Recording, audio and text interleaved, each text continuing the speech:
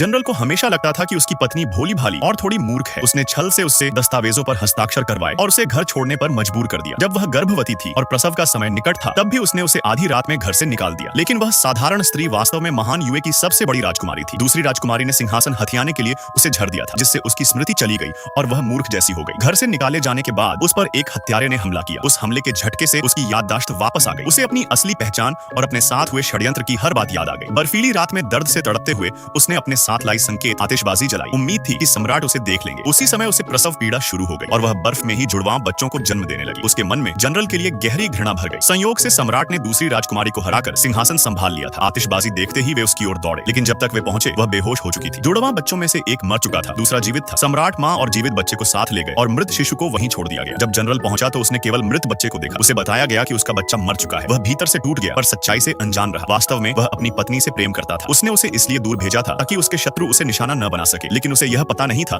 कि उसकी अपनी चचेरी बहन ने ही हत्यारा भेजा था। 6 वर्ष बीत गए। जनरल अपनी पत्नी की खोज करता रहा। दूसरी ओर राजकुमारी अपने जीवित बेटे के साथ रह रही थी। बच्चा जन्म से ही कमजोर था और उसके इलाज के लिए दुर्लभ औषधि की आवश्यकता थी। पेई परिवार